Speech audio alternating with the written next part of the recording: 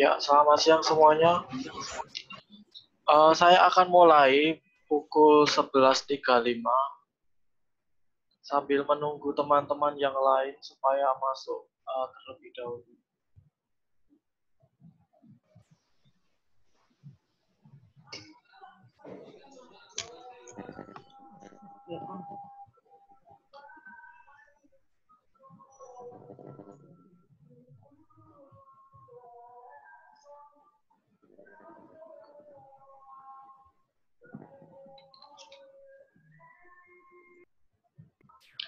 Yang namanya masih pakai aneh-aneh, tidak dengan nama aslinya, silakan diganti terlebih dahulu karena ini nanti juga ser absen. Maksudnya ser akan melakukan presensi, bukan absen. Absen kan tidak hadir.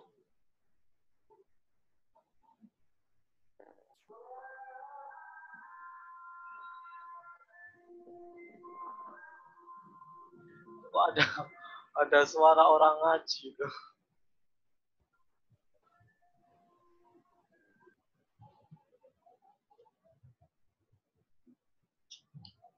Oke, 4 menit kita akan mulai. Untuk materinya sudah upload di Google Classroom, bisa kalian download.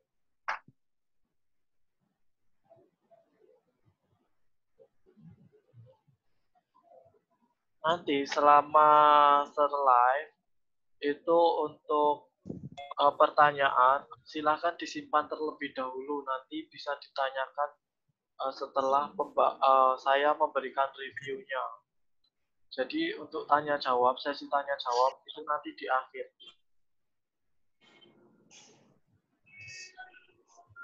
Aiken Eci ini siapa? Secondary one bukan? Ini SMA nak.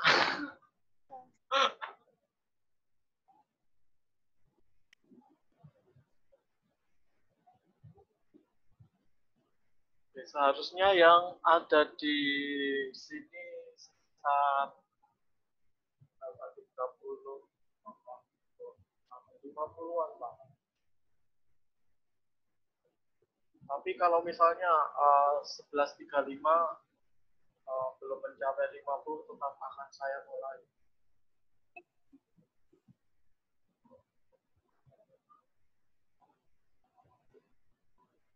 Gimana kabar kalian semuanya hari ini? Hello. Absen hadir. Ya lo, tunggu. Yang lain masih ada yang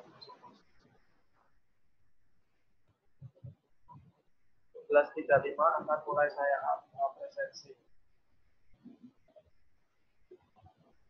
Tolong pakai nama yang jelas ya.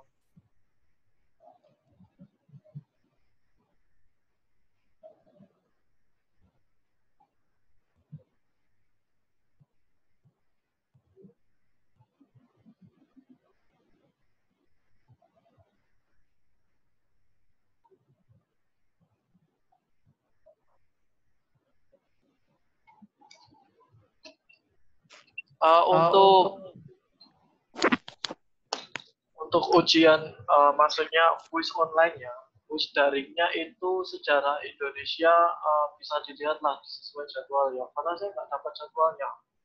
Tapi itu antara tanggal 11 Mei hingga 15 Mei. Itu quiz daringnya akan diadakan. Nanti untuk sejarah Indonesia hanya 20 soal saja, nggak perlu banyak-banyak. Semua pilihan ganda.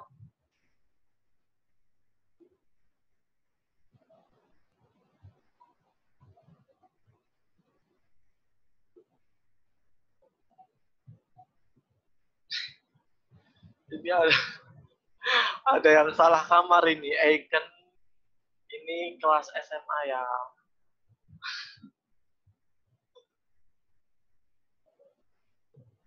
Sambil saya jawab dulu pertanyaan-pertanyaan terkait teknisnya. Dari Angel, itu Sir nanti ujiannya berapa soal? 20 soal pilihan ganda, tidak ada soal isai. Waktunya 75 menit. Jadwalnya bisa dilihat atau nanti coba tanya kepada homeroom masing-masing. Oke.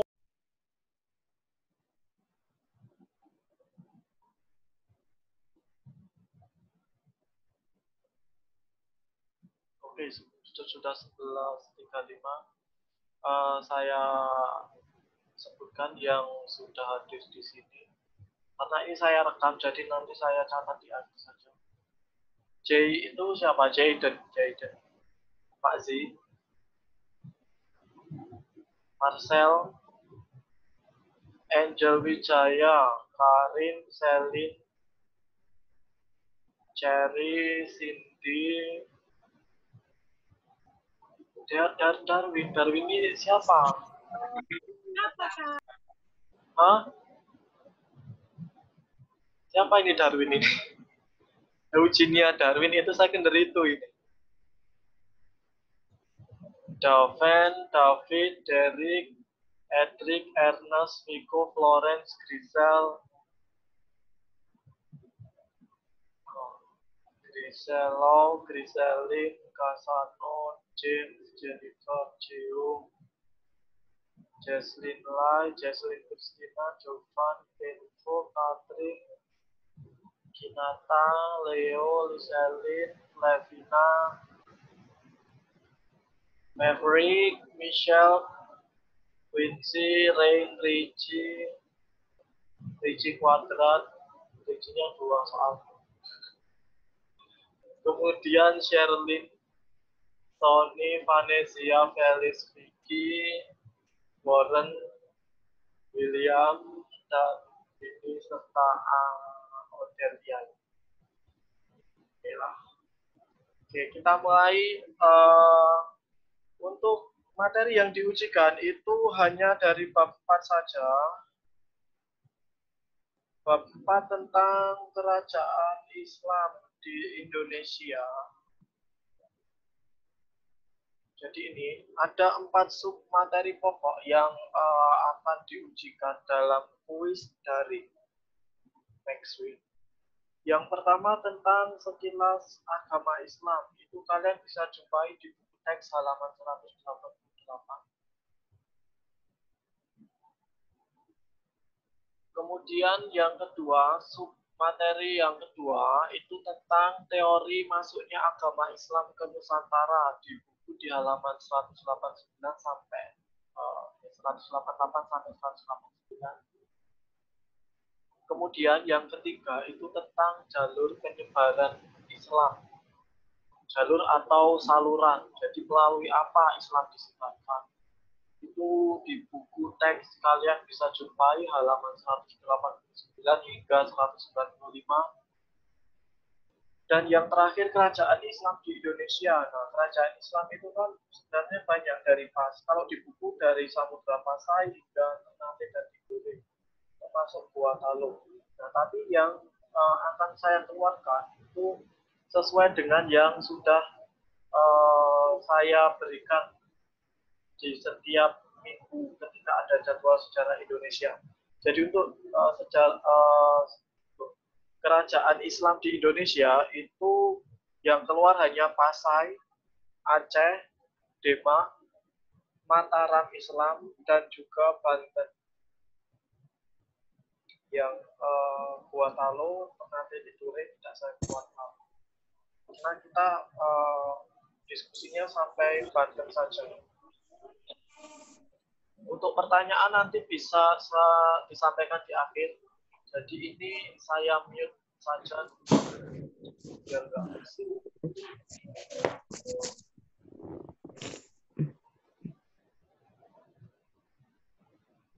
Jadi materinya ada 4 ini aja nih. Sub materinya ada 4 saja. 4 saja. Satu bab aja nggak penuh. Tapi kalau mau ada request mau ditambah boleh lah. Mau 50 soal. Lanjut. Yang pertama itu di buku di halaman 188 buku teks kalian. Itu pembahasannya yang pertama itu tentang sekilas tentang agama Islam. Kita kalau bicara tentang kerajaan Islam itu alangkah lebih baiknya awalnya kita mengetahui mengetahui dulu sebenarnya Islam itu seperti apa, agama apa sih. Nah, saya akan menjelaskan secara sekilas saja, karena ini kan bukan pelajaran agama. Nah, sekilas tentang sekilas tentang agama Islam. Jadi agama Islam itu sebuah kepercayaan yang lahir di Mekah, Arab Saudi atau Saudi Arabia sama saja. Diyakini sebagai agama yang diwahyukan oleh Allah Subhanahu wa Ta'ala kepada umat manusia melalui utusannya. Jadi diwahyukan, disampaikan Tuhan melalui manusia, umat manusia dengan perantaraannya seorang nabi, itu namanya Muhammad Shallallahu Alaihi Wasallam SAW. Jadi melalui utusannya Nabi Muhammad. Lahirnya di Mekah. Itu saja sih yang sekilas tentang agama Islam. Jadi ketika kita nantinya berbicara tentang kerajaan Islam, jadi kalian sudah tahu kerajaan yang bercorak agama Islam itu yang agama yang lain setelah gitu.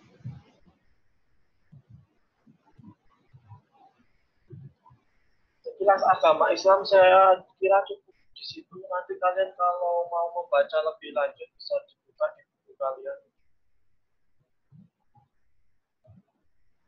Kemudian yang kedua, submateri yang kedua itu tentang teori masuknya Islam ke Nusantara. Ada 4 teori, kalau di buku kalian itu ada 3. Kalau di buku kalian itu ada 3 teori. Teori Mekah, Persia, dan juga Gujarat. Kemudian di handout itu ketika tugas 2 atau tugas pertama ya. Tugas pertama itu saya sudah sampaikan di sana, saya tambahkan 1 teori Cina. Jadi ada 4 teori Gujarat. Gujarat itu dari India, kemudian Mekah, Persia, dan Cina. Sudah cukup jelas, Marcel? Naiknya ya apa kayak aja sih. Kurang jelas ya.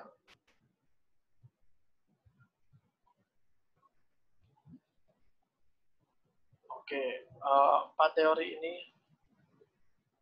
Yang pertama kita kupas satu persatu. Teori Gujarat, teori yang mengatakan, intinya itu mengatakan Islam datang ke Nusantara itu berasal dari Gujarat. Gujarat itu sebuah daerah di India.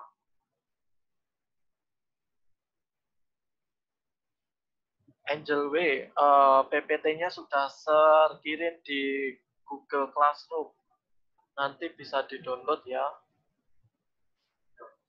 Lanjut. Pertama, teori Gujarat itu mengatakan, intinya mengatakan Islam berasal dari Gujarat. Gujarat itu di daerah di India. Itu kalau kalian lihat di share screen, itu bagaimana Islam, rute perjalanan Islam menurut teori Gujarat itu ditunjukkan melalui garis-garis yang ada panahnya yang tidak terputus. Dibawa oleh para pedagang dari daerah Gujarat, menjelaskan kedatangan Islam ke Nusantara sekitar abad ke-13 melalui dagangan. Saat itu Samudra Pasai menguasai Selat Malaka. Nah, teori Gujarat ini diperkuat dengan penemuan makam Sultan Samudra Pasai namanya Malik Al-Saleh pada tahun 1297. Di makamnya itu ada corak Gujarat. Jadi ada ciri-ciri di nisannya itu, ada ciri tulisan Arabnya itu bercorak atau bergaya khas Gujarat.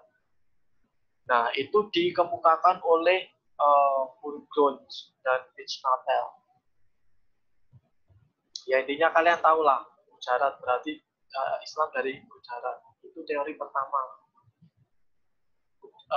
Teori ini diperkuat dengan makam Sultan Samudra Pasai namanya Malik Al-Saleh.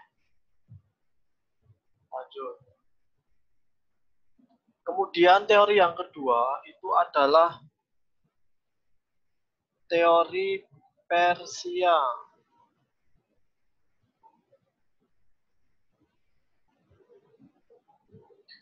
Teori Persia ini mengatakan Islam masuk ke Nusantara melalui para pedagang dari Persia. Tuh ya, petanya Persia itu di Timur Tengah, sebelah timur laut Arab Saudi. Dan tulisan Persia itu di Timur Tengah. Itu diduga Islam itu berasal dari sana. Dibawa oleh para pedagang dari Persia. Jadi dari Persia baru ke Gujarat, Gujarat baru ke Indonesia. Seperti itu. Nah, ini diperkuat dengan adanya beberapa kesamaan tradisi Indonesia dengan Persia. Jadi anggapan ini diperkuat dengan adanya kesamaan tradisi. Contohnya tradisi apa? Peringatan 10 Muharram Islam Persia yang serupa dengan upacara peringatan bernama Tabwik. Peringatan Tabwik di Sumatera, khususnya di daerah Barat dan Jambi. Jadi Tabwik itu adalah peringatan meninggalnya cucu Nabi Muhammad namanya Hussein. Itu ada di Persia dan ada di Indonesia. Maka kemudian muncullah pendapat bahwa berarti Islam kalau kayak gitu berasal dari Persia. Ini teori yang kedua. Kemudian yang ketiga itu teori Cina dikemukakan oleh Slamet Mulyana dan Sumanto Al-Qutub. Profesor Al-Qutub. Ini beliau adalah orang yang ahli di dalam kajian sejarah dan kebudayaan Islam, terutama Timur Tengah, yang berpendapat bahwa Islam masuk ke Nusantara itu melalui perantara masyarakat Muslim Cina, perantara masyarakat Muslim Tiongkok. Dikatakan bahwa migrasi masyarakat Muslim Tiongkok ini dari Kanton ke Nusantara itu melewati Palembang pada abad ke-9 yang menjadi awal mula masuknya budaya Islam ke Nusantara. Teori yang ketiga. Nah, tentu kalau kita ingin mengemukakan teori itu harus ada dasarnya atau pendapatnya apa. Jadi tidak hanya pendapat saja tanpa ada bukti, itu namanya orang lindur. Nah, kalau di teori Tiongkok ini itu buktinya itu dikuatkan dengan adanya Raden Patah. Raden Patah itu adalah pendiri kerajaan Demak. Itu diduga adalah keturunan dari Tiongkok. Karena penulisan gelar raja-raja Demak itu dengan istilah Tiongkok yang menyebutkan Kedaton Cina lah yang pertama menduduki pelabuhan-pelabuhan di Nusantara. Kemudian teori besar lainnya yang terakhir, ini adalah yang kita kenal dengan nama sebutan teori Mekah. Teori ini mengatakan bahwa Islam di Nusantara itu dibawa oleh para musafir. Musafir itu orang yang bepergian jauh. Jadi para pengembara dari Arab yang memiliki semangat untuk menyebarkan Islam ke seluruh dunia pada abad ke-7. Nah, termasuk Indonesia. Nah, ini diperkuat dengan adanya sebuah perkampungan Arab. Jadi perkampungan yang sebagian besar itu ditempati oleh orang-orang keturunan Arab di Baru Sumatera Utara yang dikenal dengan nama Bandar Khalifah. Kemudian untuk memperkuat teori ini ada bukti lain Di Samudra Pasai itu mazhab yang terkenal adalah mazhab Syafi'i. Mazhab itu adalah aliran. Jadi Islam itu nggak hanya satu saja Islam, tapi ada banyak alirannya. Sama seperti misalnya di agama Buddha kan nggak hanya Buddha saja, ada Buddha yang ada Buddha Hinayana, Buddha Mahayana. Nah, Hinayana, Mahayana itu adalah mazhab atau aliran. Nah, di sini mazhab itu ya seperti itu. Ada mazhab Syafi'i, kemudian mazhab Hanafi, dan lain sebagainya. Masih banyak lagi ratusan. Salah satu mazhab itu yang terkenal Syafi'i. Mazhab ini terkenal di Arab dan Mesir pada waktu itu. Nah, karena yang ditemukan di Nusantara itu sama dengan yang berada di Arab dan Mesir. Kemudian ada pendapat bahwa kalau begitu berarti asal usulnya sebenarnya agama Islam itu dibawa asalnya dari negeri Arab. Nah, kemudian di sini juga dikatakan bahwa penggunaan gelar Raja-Raja Samudra Pasai itu sama seperti dalam budaya Islam di Mesir. Itu yang memperkuat teori Mekah. Kemudian sebelum kita masuk ke apa saja sih saluran atau jalur atau melalui apa Islam itu disebarkan, itu ada beberapa hal atau faktor mengapa Islam itu sangat mudah menyebar di Indonesia, sangat laku dalam tanda kutip, sangat laku, sangat laris di Islam itu karena apa? Yang pertama, itu syarat memeluk Islam itu sangat mudah, hanya dengan mengucapkan 2 kalimat syahadat yang intinya itu bersaksi bahwa tidak ada Tuhan selain Allah dan bersaksi bahwa tidak ada bersaksi bahwa Muhammad itu utusan Allah. Dengan mengucapkan itu secara official, secara formal, itu dianggap sudah masuk Islam. Kemudian yang kedua, tata cara peribadatan Islam itu sangat sederhana, tidak perlu persiapan yang rumit seperti di misalnya harus menyiapkan sesaji, kemudian harus dibuat sedemikian rupa. Kalau kalian pernah ke Bali, sebelum sembahyang kan ada persiapannya, ada sarana-sarana yang harus dipersiapkan. Nah, kalau di Islam tidak perlu repot-repot ya, tinggal asal ada tempat menghadap ke arah Ka'bah, Ka'bah itu ke arah Mekah, seperti di gambar yang kalian lihat di share screen itu. Ya udah kayak gitu aja kalau Islam tata cara beribadah dalam hal sholat. Kemudian yang ketiga, Islam tidak mengenal adanya pelapisan sosial atau stratifikasi sosial atau kasta sosial. Seperti halnya di dalam agama Hindu. Ada kasta Brahmana, kemudian Sudra, Waisa, dan lain sebagainya itu. Kalau di Islam itu tidak ada. Semua dianggap sama di hadapan Tuhan. Kemudian yang keempat, itu konsep ajaran ketuhanan Islam, yaitu monoteisme, itu sangat mudah dipahami. Jadi nggak perlulah menghafal banyak dewa-dewa. Oh, ini dewa yang menangani urusan masalah air, api, angin. Nah, itu tidak dikenal di Islam. Di Islam Tuhannya ya cuma satu. Kemudian yang kelima, penyebaran Islam itu dilakukan secara damai tanpa paksaan atau peperangan. Misalnya justru nanti Wali Songo menyebarkan agama Islam melalui cara-cara yang unik, misalnya melalui kesenian, seperti Sunan Kalijaga itu menyebarkan Islam dengan wayang. Jadi dulu orang Jawa itu suka sekali dengan wayang. Bahkan sampai sekarang itu setiap pergelaran itu kalau diadakan wayang banyak orang kumpul di situ. Nah, di situ kesempatan Sunan Kalijaga sebagai salah satu mubalik di Jawa yang menyebarkan agama Islam itu memanfaatkan momen itu dengan menyisipkan beberapa cerita yang terkait dengan Islam.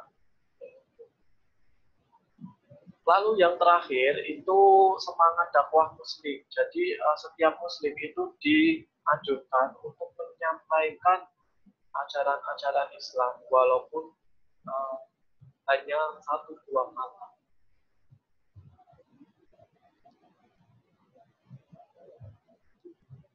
Kemudian jalur atau saluran penyebaran agama Islam yang pertama dari perdagangan merupakan metode penyebaran Islam yang paling terlihat, bahkan dapat dikatakan sebagai jalur pertama dan utama penyebaran awal Islam.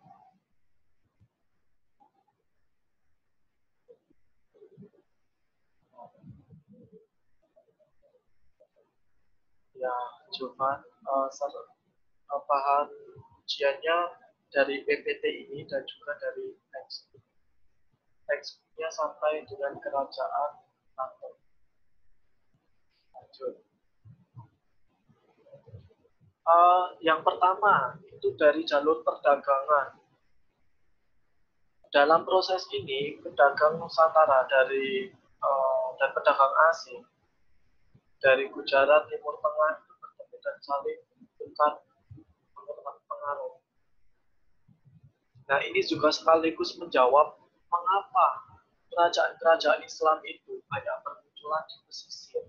Itu ya karena itulah jalur atau daerah utama yang dilalui oleh para pedagang itu daerah-daerah pesisir. Karena zaman dulu belum ada itu yang namanya bandara. Orang kalau bepergian jauh nanti berlabuhnya di pelabuhan. Makanya banyak kerajaan-kerajaan, pusat-pusat kerajaan itu berdiri di pesisir. Demak di pesisir, Samudra Pasai di pesisir, Kerajaan Aceh di pesisir. Semua di pesisir.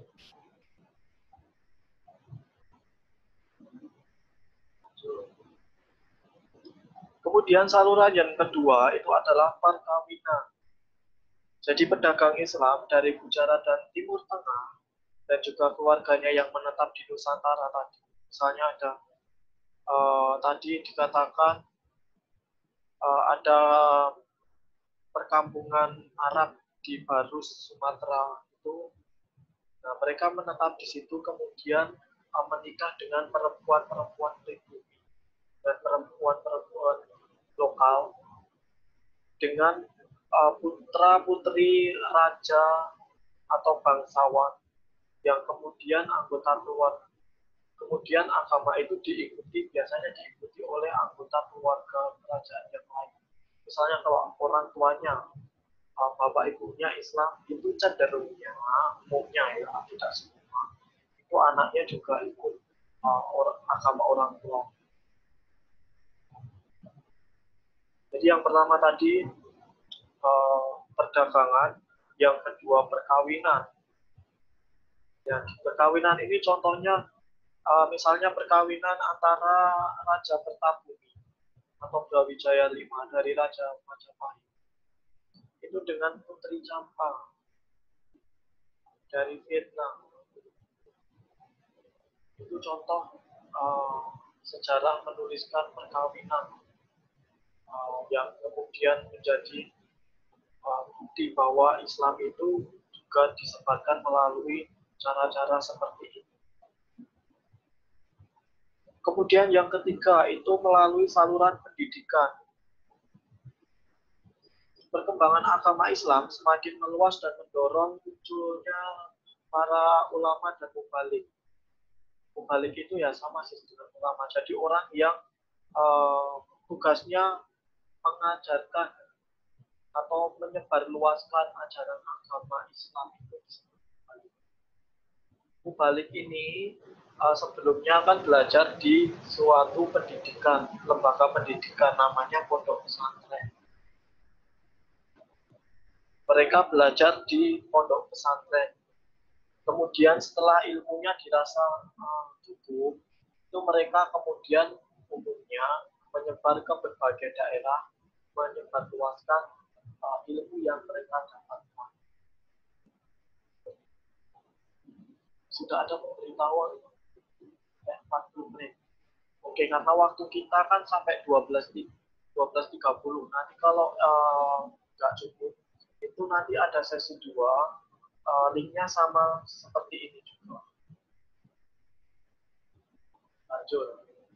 Kemudian jalur atau saluran penyebaran Islam melalui tasawuf, agama tasawuf.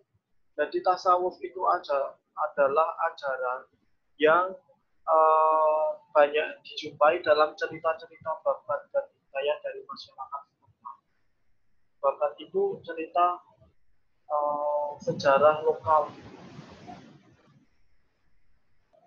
Nah, ajaran ini sudah berkembang terutama di Jawa karena ajaran Islam disebarkan dengan cara menyesuaikan pola pikir masyarakat yang masih berorientasi pada agama awalnya, yaitu Buddha. Jadi tidak langsung frontal mengadakan penyebaran itu dengan langsung dengan cara yang berbeda. Kalau Islam yang disebarkan wali itu dengan pendekatan pelan-pelan. Nah, contohnya itu adalah di sebelah kanan kalian itu ada masjid, namanya Masjid Kudus di Jawa Tengah. Di samping Masjid Kudus itu ada sebuah bangunan menara yang itu mirip seperti bangunan candi, seperti bangunan candi agama. Nah, itu salah satu triknya Sunan Kudus dalam menyebarkan agama Islam di Kudus, Jawa Tengah. Kemudian, contoh yang lain itu dengan melarang penyembelihan hewan sapi yang dikultuskan oleh masyarakat itu. Nah, itu tidak boleh itu pada waktu zaman Sunan Kudus di untuk menghargai masyarakat itu.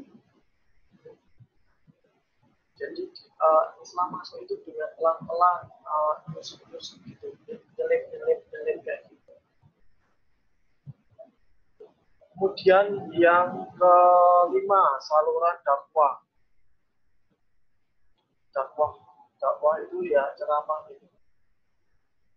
Itu kalau di Jawa itu dilakukan oleh para mubalik, 9 wali. 9 mubalik itu kemudian dikenal dengan Sang Wali Songo. Itu yang pertama ada Malik Ibrahim Ampel. Dikatakan Sunan Ampel karena dia menyebarkan agama Islam di daerah Ampel. Kemudian Bonang itu karena dia menyebarkan agama Islam dengan lewat kesenian, dengan alat musik namanya Bonang. Kemudian Sunan Giri karena dia menyebarkan agama Islam fokusnya di daerah Giri, Jawa, dan lain sebagainya. Nah, ini lewat kesenian. Ada Sunan Kalijaga yang menyebarkan agama Islam melalui pagelaran wayang. Kemudian dari tembang-tembang Jawa, syair-syair Jawa seperti itu. Kalau Sunan Bonang melalui gamelan-gamelan, terutama Bonang, yang namanya Bonang itu yang paling bawah itu, yang ada bulan-bulannya itu, yang punya tung. Itu Bonang gitu namanya. Salah satu perangkat instrumen gamelan. Serta gending itu lagu-lagu Jawa yang isinya syair-syair nasihat dan dasar-dasar ajaran agama Islam. Itu dari saluran atau jalur penyebaran Islam. Jadi ada 6. Kemudian yang pertama itu adalah tentang kerajaan Samudra Pasar. Di sini saya mengganti istilah kerajaan menjadi kesultanan karena sejak Islam itu umumnya tidak lagi memakai istilah kerajaan, tapi kesultanan. Tapi sebenarnya itu sama saja. cuma beda istilah aja sih. Kalau Islam itu lebih cenderung menggunakan istilah kesultanan. Dengan rajanya biasanya di depan namanya itu ada gelar sultan. Sampai sekarang ada kan kesultanan Delhi, kesultanan Yogyakarta. Jadi istilah kerajaan itu untuk yang bercorak agama. Kalau Islam itu kesultanan. Lanjut, Samudra Pasir terletak di pantai utara Sumatera di sekitar abad 11. Ini adalah kerajaan Islam pertama di Indonesia. Islam pertama di Indonesia. Kalau yang pertama di Pulau Jawa itu beda lagi. Itu kerajaan Demak. Nah, sultan yang terkenal di Samudra Pasai itu adalah Malik Al-Saleh. Kemudian kondisi sosial pemerintahannya itu diatur menurut aturan dan hukum Islam. Kemudian dalam tata hal pemerintahan itu sultan didampingi oleh para ulama sebagai penasihat. Sebagai penasihat itu dipilih dari golongan ulama. Mengapa harus ada penasihat? Supaya ya kan yang memerintah sultan atau raja bisa aja salah. Nah, perlu ada orang lain yang tugasnya untuk mengingat. Kemudian Samudra Pasai itu juga berkontribusi menyebarkan Islam ke Jawa dengan mengirimkan ulama dan mubalik ke Jawa. Jadi itu konon salah satu mubalik yang bernama Syekh Yusuf itu adalah dan juga Sunan Kalijaga itu memiliki hubungan keluarga dengan sultan-sultan dari Pasai. Itu sekaligus menjawab pertanyaan di diskusi sebelumnya. Saya pernah menanyakan tunjukkan kontribusi Samudra Pasai dalam penyebaran agama Islam di Jawa itu, yaitu jawabannya diduga adanya hubungan keluarga antara Sunan Kalijaga dan Sunan Gunung Jati dengan sultan-sultan Pasai. Ini untuk yang Samudra Pasai. Itu penjelasan lebih lanjut bisa kalian cek nanti di teks.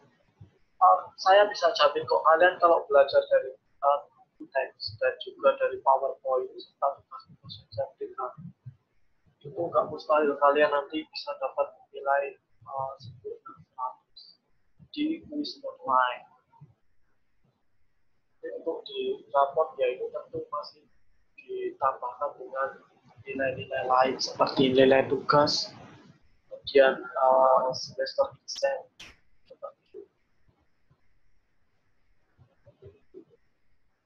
Kemudian yang selanjutnya adalah Kesultanan Aceh, terletak di Aceh Riau. Sekarang itu Aceh Besar namanya. Didirikan oleh Ali Mugayat Syah pada tahun 1496. Sumber sejarahnya dari kitab Bustanus Salatin Kalianuddin Al-Harani tahun 1637. Isinya tentang silsilah Sultan-Sultan Aceh dan batu nisan makam Sultan Ali Mugayat Syah.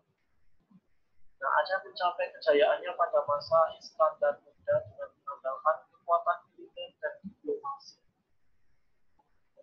Karena basisnya ini adalah kerajaan yang mengandalkan sektor perdagangan. Kekuatan militer itu kalau agraris yang penting ya, selain itu juga penting, itu juga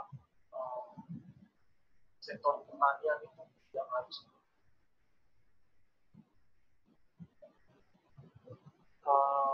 sebentar lagi kayaknya itunya